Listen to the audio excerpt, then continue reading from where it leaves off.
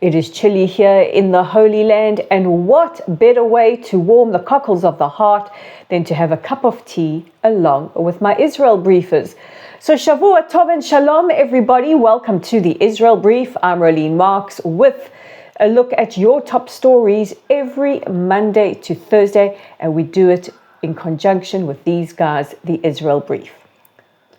Can't let a good cup of tea go to waste now, can I? Now, just a little bit of housekeeping before we get into today's headlines. Next week, I will be participating in World Wito's annual meeting of representatives conference, and I'm going to try my best, my absolute best, to bring you your Israel brief from wherever I am. So if it's at different times or in different places, it is because I will be at the more. It is day 465. There are still 98 hostages in captivity. And as the clock ticks over, we get ever more anxious for the situation for our hostages. Last year, we brought you the news that Youssef Ziadni, a 53-year-old father of 19 from Rahat, a Bedouin, a Muslim, who was kidnapped along with 3 other of his family members on the 7th of October, that his body was recovered in a tunnel in Rafiah in the south of the Gaza Strip.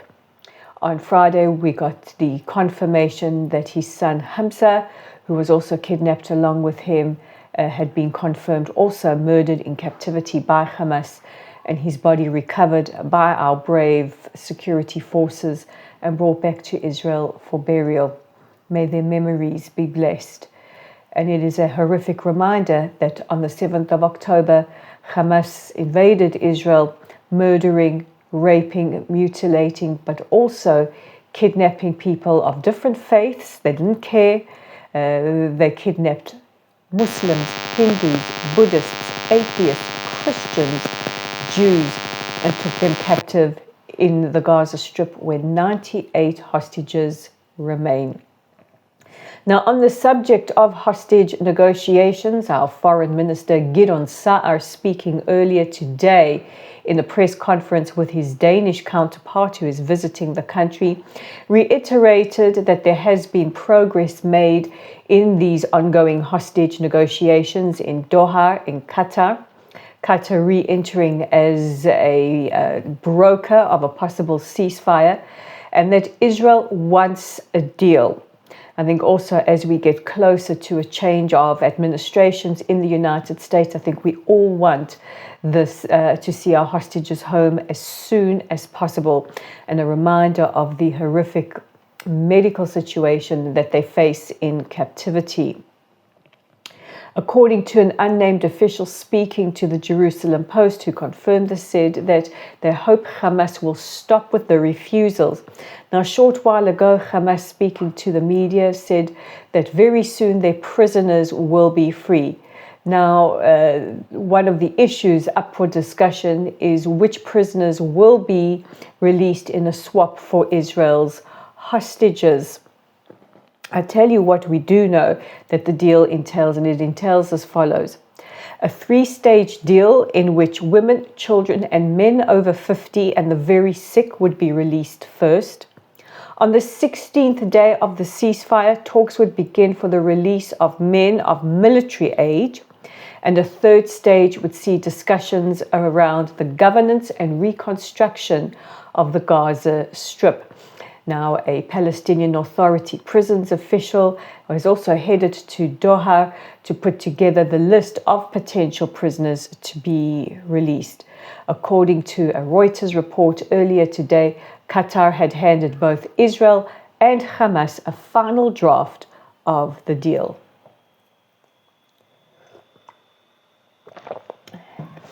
Looking at international, or rather internal, relations between the Palestinian main factions, Hamas and Fatah, it's no new news that these two factions have been engaged in internecine fighting for ages and clash every so often. But the latest clash has them taking massive jabs at each other. And what I find interesting is Hamas have accused Fatah, or the Palestinian Authority, of killing its military men. We know that they are terrorists, as the Palestinian Authority cracked down on terror camps inside the West Bank. And the Palestinian Authority, now this is very, very important, because this is an important point that has been roundly ignored by the global media and by global leaders. The Palestinian Authority have warned Hamas they will not allow them to recreate the situation in Gaza in the West Bank. They have accused Hamas of using civilians as human shields, saying they have done nothing to protect civilians and their homes and their hospitals. Now, we have been speaking about this for over 15 months now, that Hamas cynically exploit the civilian population of Gaza using schools, mosques, hospitals, people's private residences as human shields, and the world has routinely ignored us. Now it is coming from the Palestinian Authority, who have not only accused them of using civilians as human shields, but have also said that they are to blame for the humanitarian catastrophe in the Gaza Strip. So this is very important. This is not coming from Israel now. This is coming from the Palestinians themselves. Incoming Vice President J.D. Vance has given some clues about what President-elect Donald Trump could mean when he says all hell will break loose if the hostages are not released by the time he takes office on the 20th of January. According to incoming Vice President Vance, he says that what he believes will happen is that President-elect Trump will enable the Israelis to knock out the last remaining battalions of Hamas as well as their leadership, and he would impose very heavy sanctions on Hamas and financial sanctions on their supporters. So be warned, universities and other groups like Code Pink and JVP and all those others, you might find yourself dealing with massive sanctions. And finally, we have all been watching Los Angeles with absolutely shattered hearts. And I must say, I have kept the people and the animals of Los Angeles and surrounds in my prayers and in my heart this whole weekend. I feel so helpless sitting here in Israel, not being able to do anything other than donate money to help people. But Israel has dispatched Israel Smart Aid, one of our foremost aid NGOs who are operative on the ground in Los Angeles. Israel Smart Aid operates around the world where there are natural disasters and any other kind of disasters, from Haiti to helping distribute aid inside the Gaza Strip to numerous other places around the world, and now are on the ground in Los Angeles. So what they are doing is they're working with the local authorities as well as first responders on how best to distribute aid. Israel Smart Aid has also been distributing electricity, clean water, internet, and various goods through their use of incredible technology, which not only helps firefighters to fight the fires, to track and to see where the fires are and helps them fight those fires, but also ensures that people who are displaced, who need to be evacuated and who need aid, receive the aid they need. Now, what is interesting is Israel's deputy fire chief, in an interview on Israeli television, has said that the Israeli fire services had offered to dispatch crews to Los Angeles, but that offer has not been accepted yet. Now, some people might jump to conclusions. I just want to reiterate that according to reports in the New York Post, the FDNY also offered firefighters and apparently were rebuffed. According to Mayor Bass, she denies that, but I think that everybody's got their opinion about the mayor of Los Angeles at the moment. I'm not going to elaborate on that, but we do know that there are local US crews traveling from places like Utah, Nevada, and other states ready to help the city of Los Angeles. And we will continue to pray, to support as much as we possibly can the hundreds of thousands of people who have now lost absolutely everything. So those are our top stories for today. Now let's take our audience question. It comes from Malcolm in Sydney. Good day, Malcolm.